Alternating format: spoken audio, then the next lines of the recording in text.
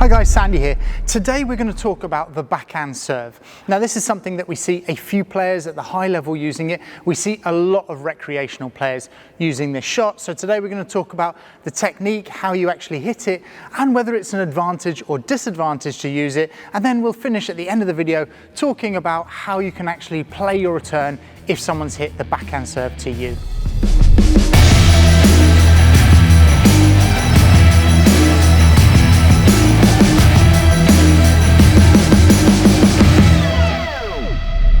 So to begin with, we're going to talk about the advantages to using the backhand serve. The first is that it changes the rhythm for your opponents. So if you're always serving with your forehand side and they get used to receiving that ball, then to change to the backhand side can actually change the rhythm for your opponents, and it can get them off guard a little bit. So that's one reason. The second reason is that it's easier often to come underneath that ball and hit slice and keep the ball lower at the other end with your backhand side, particularly if you're from tennis and you're used to using a slice backhand. And from this left side of the court, you can actually keep the ball closer to the glass as a right-hander. Yeah, if you're on the right-hand side and you're using the backhand, it's going to come away from the glass, but on this side, you can actually hit your slice so that it stays closer to the glass and stays lower. So it can be an advantage from this side. And the other good thing about the backhand serve is that when you throw the ball, you can actually kind of lean into that ball, get your body momentum going forward, and therefore move into the right position in the court. So when we look at the disadvantage for the backhand serve, the first is that when you throw the ball up, it's actually quite difficult to be accurate and consistent with your ball toss because you have to have that racket back. We'll talk about this in the technique section, but you have to throw the ball up in front of you, and therefore it's difficult to get the same height and the same kind of bounce that you would do every single time. The second thing is that you're looking over your right shoulder into the opponent's box, yeah? So if you're in this position, you're looking over your shoulder to try and hit that ball, whereas on the forehand side, you've got a much better peripheral vision because you can bounce that ball, look forward into your open side and hit through like this. So actually, it's more difficult to look over that shoulder to hit the ball.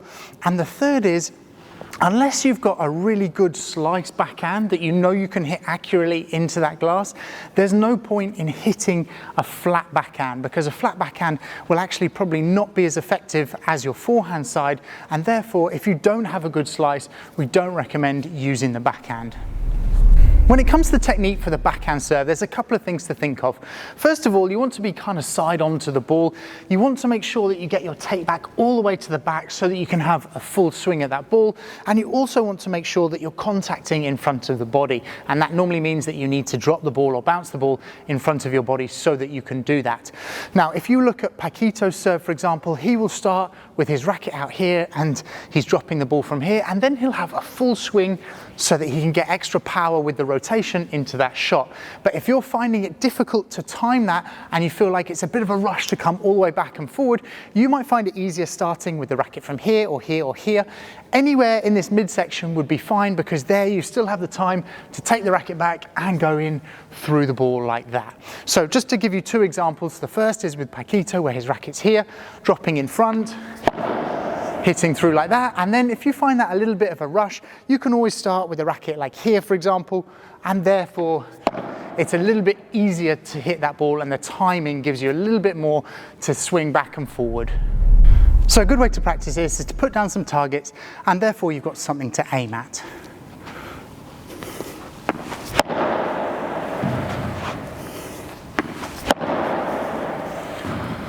Now, you wouldn't often use that serve down the tee just because you get more effect from that one towards the side glass, but if you are hitting down to the tee, it's more of a variant just to keep your opponents guessing.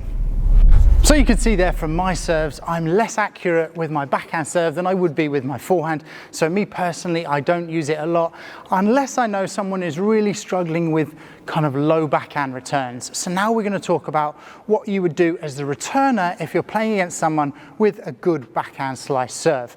So Again, this would usually only be in the left-hand side of the court. Obviously, if it's a left-hander serving with the backhand, then it would be on the forehand side, the right side.